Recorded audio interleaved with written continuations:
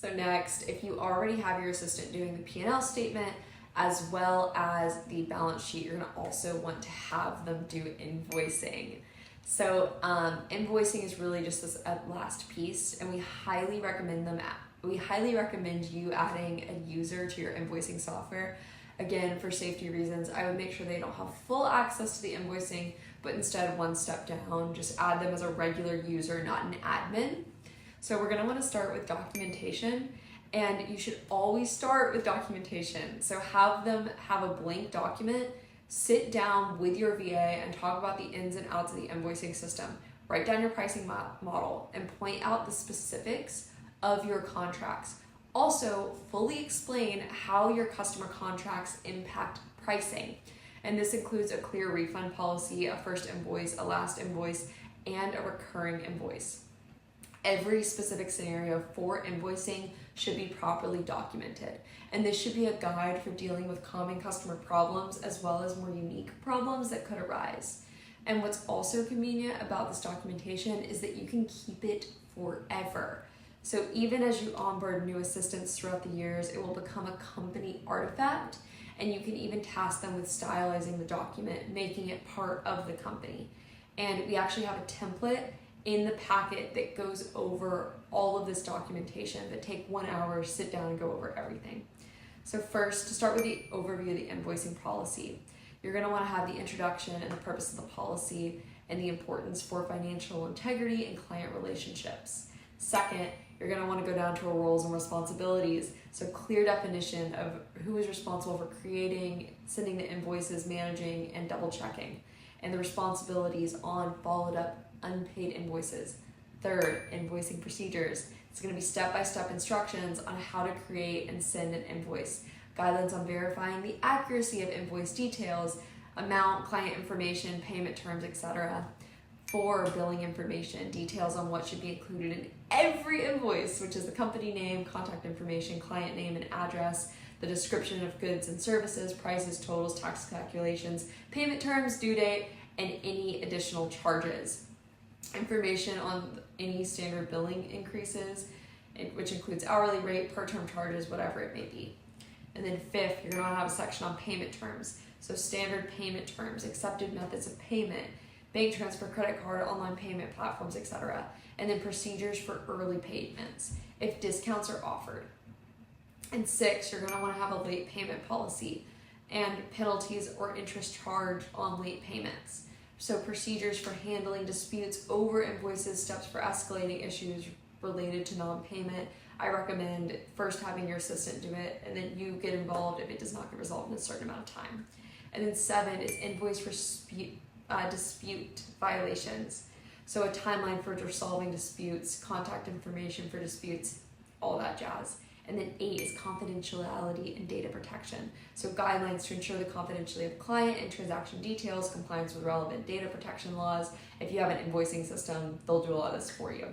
9 is record keeping. So how long you keep invoices, how long it should be retained. Again, if you have a system, this should already do it for you if you're using Stripe or something similar.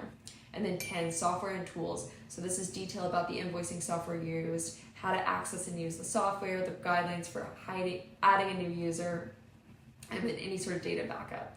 And then 11, audit and compliance. So fully go through the procedure if an audit occurs, and the compliance requirements that you're going to be expected to produce. And then 12 is amendments to the invoicing policy. So if you decide to change the invoicing policy, if you decide to change anything in that document, how many people need to sign off on it?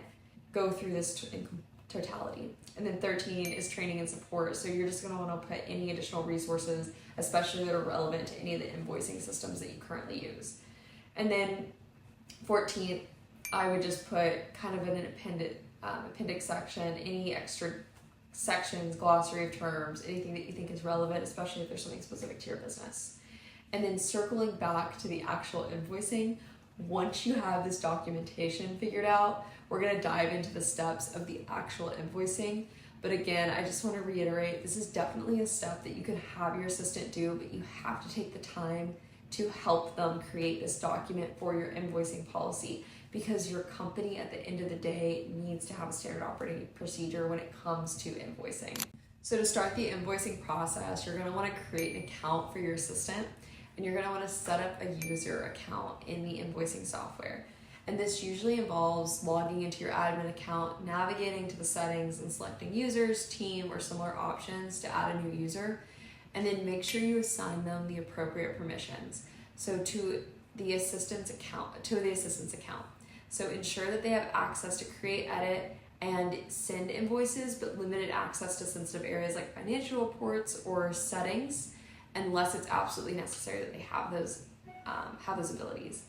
And then next, you're going to want to provide training. So I would actually sit down and walk your assistant through the exact way that you handle invoices. Again, that's going back to that documentation process. That's why we recommend that, so you can fully go through the documentation, but I would also show them how to fully use the invoicing software itself. So there might be some tutorials for your invoicing software. We're going to include in the packet some really common tutorials for some of the most common software, but if you use something that's outside of that list, send them some resources. And then additionally, I would actually get on with them and go through exactly how to do this. And that also comes to branding. So if you don't already have branded templates, this is the time to set your guidelines for your assistant to do so. And that means they can add company colors, logo, and text formatting in order to give your invoices a finalized look, a more finished look. We have some templates on how to do that as well. So you're gonna wanna implement a review system. So especially when you're starting off, make sure you have a senior member of the team approving invoices and actually taking the last step to send them. And then as your assistant gains more confidence, gains more experience, then shift that task to them. But you should definitely be sending the final invoices, at least in the beginning. It's a little nerve-wracking to kind of transfer over that responsibility to an assistant. But if you have the standard operating procedures, this is also going to help you in the future. And at the end of the day, invoicing is one of those things that should be able to be done by multiple people in your company, and should have a very clear, transparent policy. So if you're finding it hard to transfer over ownership to your assistant, that likely means that your invoicing system already needs a revamp, already needs to be restructured. So again, I would take the time to put a clear policy into place to mark down every single abnormality you might have with an invoicing system, and then make sure that your assistant is trained on it. Another thing that you can definitely outsource to your assistant is DocuSign. It's just another one of those processes that can get really tedious. So if you regularly send out documents that are the same, I would highly recommend adding your assistant as a seat on DocuSign. And this should be pretty self-explanatory. But again, we'll walk through it in the packet, but this will allow your assistant to send out contracts when necessary, which is again why you want to have them in meetings. And in our guide, we're going to have a step-by-step guide on how to do this.